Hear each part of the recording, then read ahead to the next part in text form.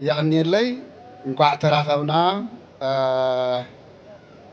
زخبر كابس أي ساي زوا ما أخل أم حداري مس مسار حتخا زخبركم ناي أرمي أم مرارحة ناي جنبار أم مرارحة زخبركم ناي زبا على زيوان زخونكم ناي سلاسان حمشتن أرمي سلسة مئتن حمسان حدن أبالات بملؤهم زخبركم دحر نوح إيوان مساهم بمرة خابي حابن سمعني حزب الشلا نقعنا ناوزي يصحكم نقعنا ناوزي يصحنا خبر فوتو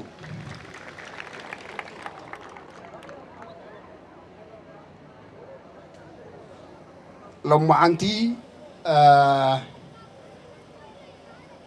ناي سوات تجارو نستوصلو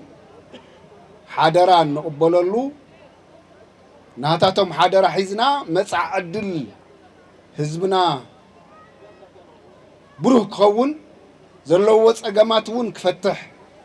دقيمنا قالنا اتولو ناي سوات معالتي بهراو بعالي اقاطام لما انت له 12 زلنا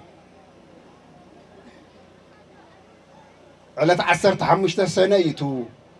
بهراو بعل ناي حزب تግራይ نز حدش ولدو كتقم نمنتاينا سنه 15 نخبرو زبل حد ነገር كللكم ابز حلفه ني 17 عمت كاب 1997 كساب 1980 سلستن ابستغبره نا 17 عمت مرير بهراو قالسي بزح مسواتي تخفيله بتግራይ كافتم مسوات زخفلو حزبتات حدا حزب ጭላዩ كلهم ورداتات تግራይ دارغا افتشاوي ايوان افتعت قالس مسوات خاب زخفلو وردات حدا كاب زخونه حزب ጭላ كوينا إننا نخبره زلنا تعلت زي جن بفولي نخلها تجارو ذات أخاخب لعلش حن 500 تجارو أب حوزين استشفشفوا بحاجة معلتي إيو سلازي ناي ملا تجارو ناي زحلفنا 10 شوعة عمت برتاو قالسي مستوسي نتو نبيهراوش قناة الناس جبرنا قالس بس حنا زنبرة شفشفا كأوتينا نسلام نلمعات نديمقراطي نحبير كامن واري الناس خفلنا يو مسواتي ببيهر درجة نستوس علمه بعلي سنة 15 مالت بقطتها مسنا حوزين حزبي ناي حوزين حزبي حوزين تشفشفن برتا حوزين تشفشف حزب بمولو كابندرتا كام مبراق تግራይ كام مأخل تግራይ بمولو خاب خصم عدوا كاب تنبين كاب كل خبابتات العداقة بتسوسولو بحدا معلتي كبيوم بهليكوبترن بميغن كاب اسمرا كاب مقله كاب بحردار كاب አዲስ አበባ ብዙሓት አውሮፕላን كبيوم بهليكوبترن بميغن ኣብ ሓደ ፀሓዮም ልዕሊ 1500 ህዝቢ ጨፍጭፈሞ ናይቶም ጠቅላላ በትግራይ ዝካየዱ ዝነበሩ ፀረ ብሄራዊ ጭቆና ዕጥቃልሲ እና ነዚ ህዝቢ እዚ ንምንብርካኽ ዝካየድ ዝነበሩ ዓበይቲ እንቅስቃሳት ወይ ድማ ናይ ጨፍጫፋት ሓደ መግለጽ ስለ ዝኾነ ሓውዝየን እዩ ምናልባሽ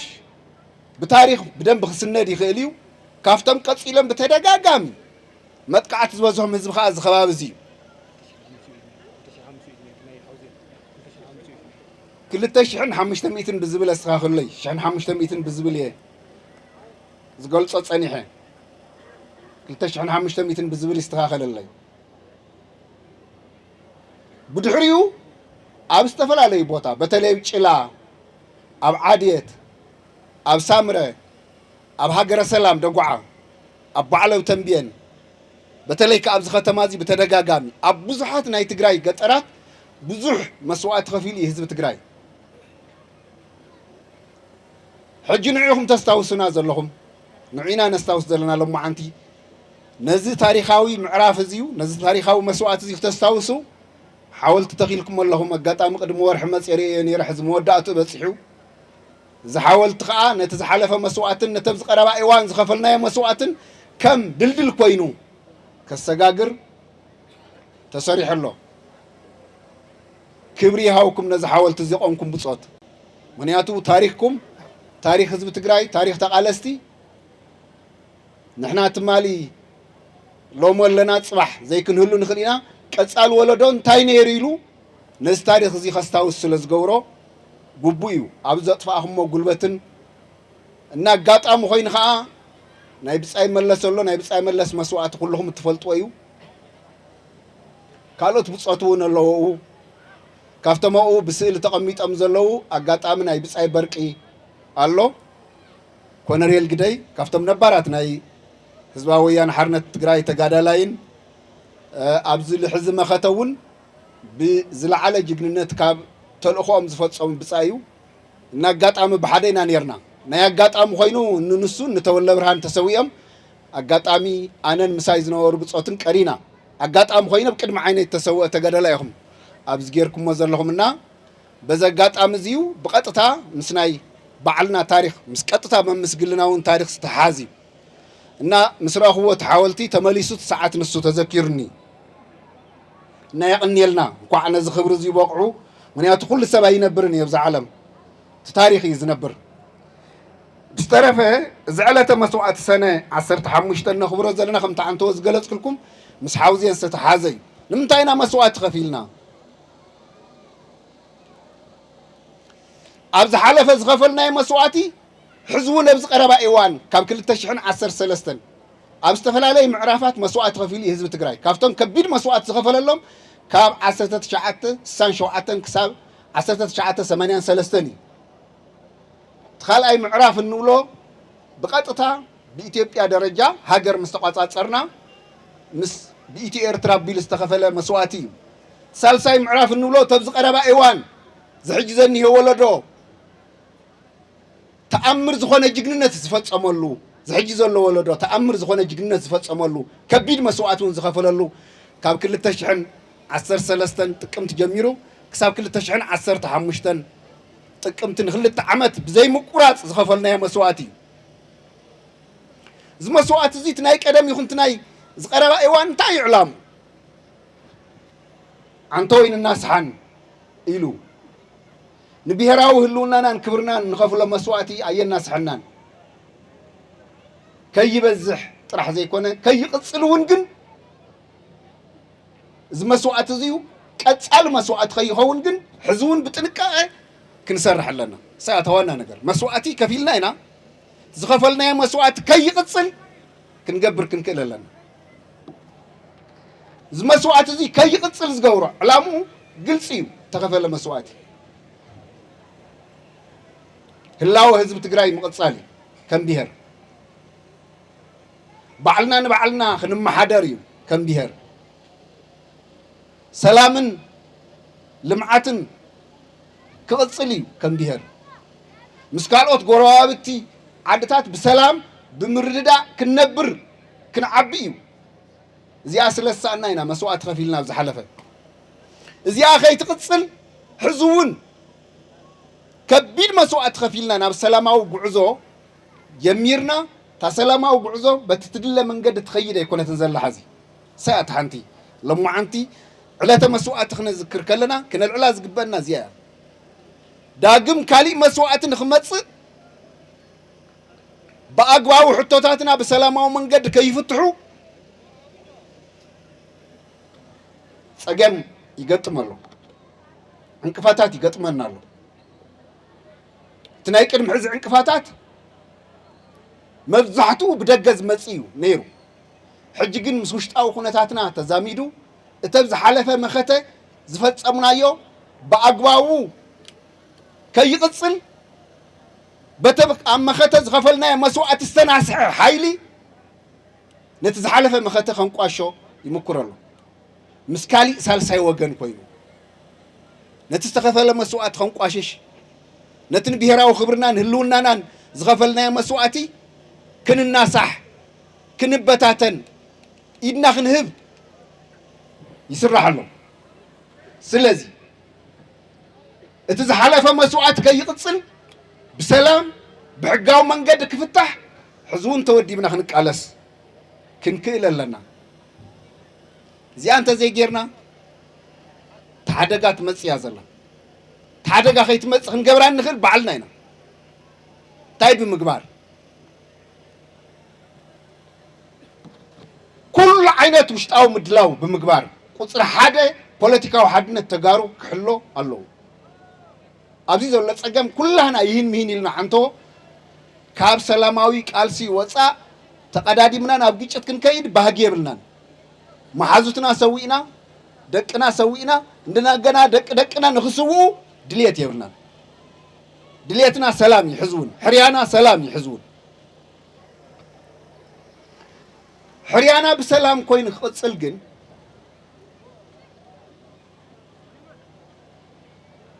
بعلنا هنمعرارة هنكللن أنا تمالي أبو خصم حدا عبي بعل نير نايم محدار أكل مس هزبو ناي تصتا أكلات بمولئنا مس سراويتنا نايم محدار أكلات مس هزبهم بتلي دمان ناي تجزياو منقص العلوة مرارحة بحادة مال بعيدنا كله نير كله حنتي أتا دمسي نايت مال تتاتي لكم حادة نخون زلنا تصقم تودي من أين نفتحه زبلي تملختي إزياء أبجلها أتدقم الله لهم عندي إزياء أبكال أوت بمولو كتمان قطرن كتكتصل الله سراويت من محدار هزبن ناي بمولو مالتيو نا بمولو نا حبرة تسبكفلي حادة قوامقوا خنبيهر كنزارب كنكئل لنا زي أنت زي غيرنا تتصقم كتمسيا سلازي نايت وانا تصقمنا مفتحي حزون تمليسنا زلونا تصقمات بسلاماو منقد فتحنا تردادينا بهراو هلونا حزب تግራይ مقصالي ምክንያቱ ሕዚ ናይ ብሄር መሰል ዓርሰ ውሳነ ባዕልና ናይ ምምሕዳር እቲ ዝለዓለ ናሃትና ሕርያ እዩ ንሱ ናብ ልምዓት ናብ ዲሞክራሲ ምእታው እቲ ዝለዓለ ሕርያና እዩ ልምዓት ዲሞክራሲ ባዕልኻ ምምሕዳር እቲ ዝለዓለ ሕርያና እዩ ከም ህዝቢ ሕጂ ግን ካብኡ ንላዕሊ ከም ህዝቢ ከይንህሉ እዮም ዝደልዩ ዘለዉ ክንበታተን ናይ ህልውና ጉዳይ ፀገም እዩ ዝገጥመና ዘሎ ስለዚ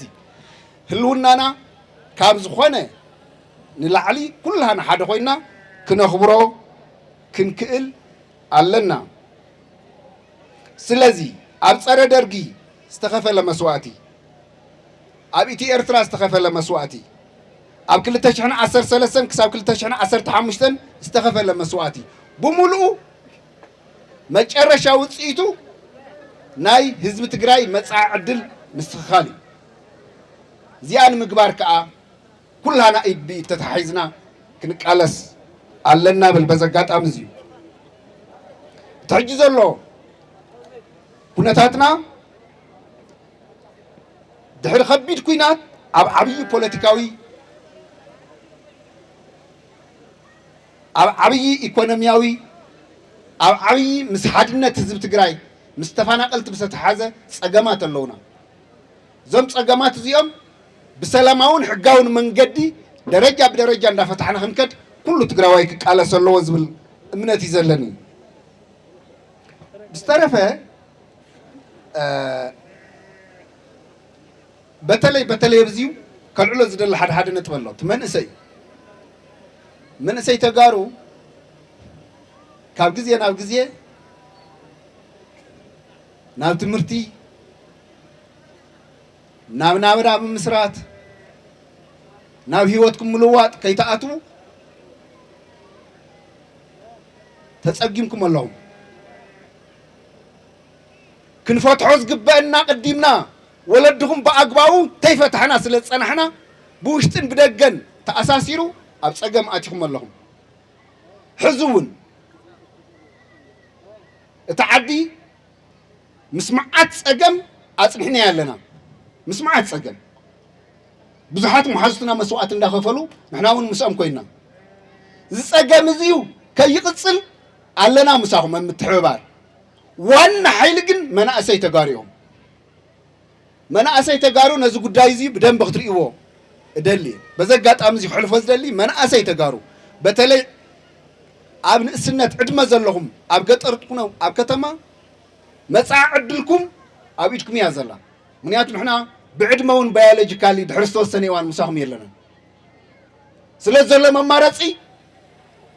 እቲ ናይ ቀደም ወለደን እቲ ናይ ሓድሽ ወለደን ተደማሚፅና ትሕጂ ዘሎ ፀገም ክንፈትሕ ለይትን ቀትርን ክንሰርሕ ኣለና ሓደ ብጣዕሚ ፅቡቅ ነገር ዝረኣኽዎ ኣብ 35 በተለይ ኣብ ኣርሚኹም ተሓድሽ ወለዶ እቲ ናይ ቀደም ወለዶን ተኣሳሲርኩም ኣብ ቀፃሊ ውሽጣዊ ምድላው ኣለኹም ቀሊል ከይመስለኩም ነቲ ዝሓለፈ ታሪክ እውን ተስታውሱ ሓወልቲ ትሰርሑ ኣበይ ኣብ ፈላፍል ዓብዪ መልእኽቲ ሓወልቲ ትሰርሑ ኣበይ ኣብ ሰለኽለኻ ነቲ ዝሓለፈ ነዚ ናይ ሕዚ ዘሎ ወለደን ተተኣሳስሩ ኣለኹም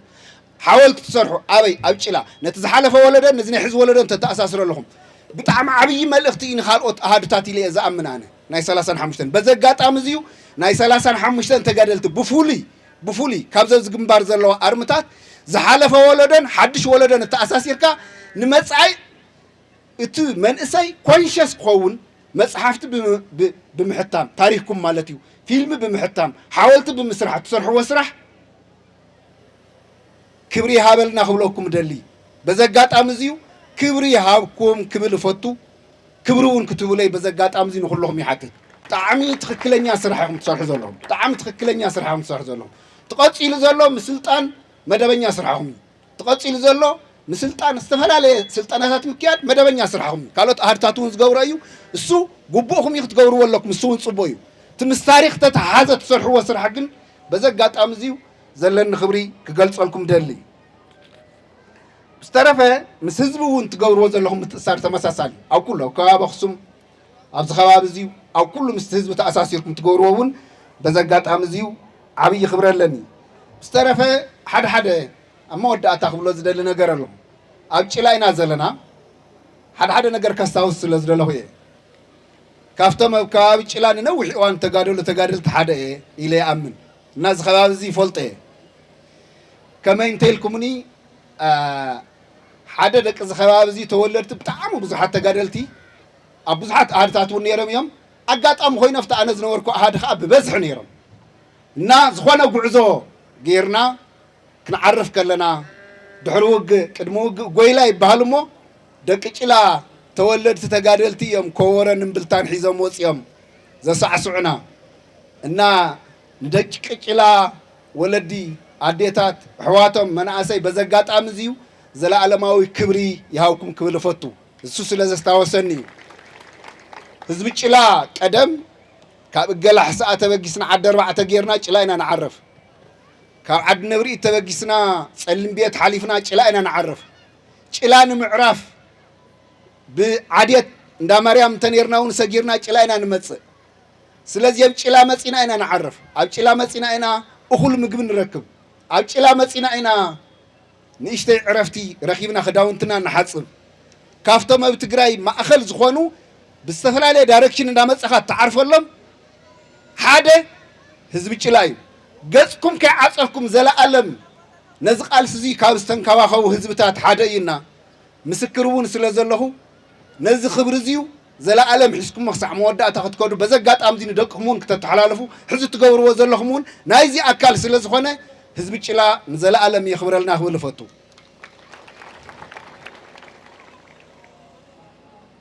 ዝተረፈ ዕማም ኣለና ፍሉጥ እዩ ሉዓላውነትና ይተኸበረን ዝተፈናቐለ ህዝቢ ኣለና ይተመለሰን ትማለም መቐለ ኣክሱም ሰላማዊ ሰልፊ ገይሩ እዚ ህዝቢ እዚ ኣብ ኩሉ ከባቢ ሙለስና ይብሎ ኣሎ ተሓላፍነት ናይ ኩልሃና ተጋሩ እዩ ብደገ ይኹን ብውሽጢ ዘለኹም ኩልኹም መራሕቲ ትግራይ እና ህዝቢ ትግራይ ኣብ ጎና ተሰለፉ ዝብል ድምፂ የስምዕ ኣሎ በዚ ኣጋጣሚ እዚዩ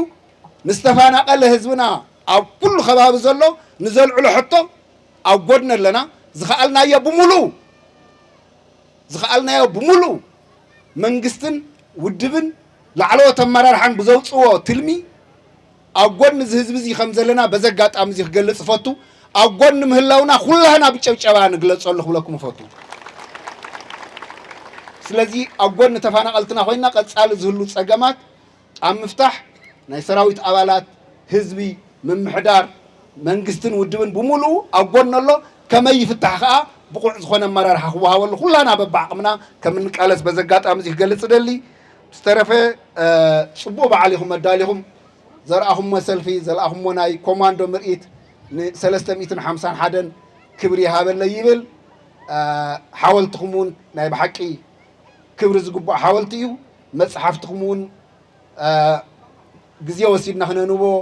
ብገንዘብኩም ብጉልበትኩም መፅሓፍኩም እውን ኣቢልኩም ኣለኹም ዝሓለፈ ታሪክ ምስ ዝቕፅል ታሪክ ክተተኣሳስሩ ኢኹም መፅሓፍ ዝፅሒፍኩሞ ዝተረፈ ኣብዚ በዓል እዚ ብዙሕ ሰብ እዩ ተዓዲሙ ዘሎ ብዙሓት ነባራት ተጋደልቲ ትርኢ ኣለኹ ስለዚ በዚ ኣጋጣሚ እዚ ሓቢርና ምሳኹም ውዒልና ቀፃል እውን ኣጓንኹም ኣለና ህዝቢ ጭላ እውን ኮሪዕናልኩም ኣለና 35 ብፍላይ ከዓ 351 ኮር እውን ኮሪዕናልኩም ኣለና እዝጌር የኽብረለይ ናይ ሰማዕታትና ሕድሪ ኣይንዕብርን ትግራይ ትስዕር የቕኒየለይ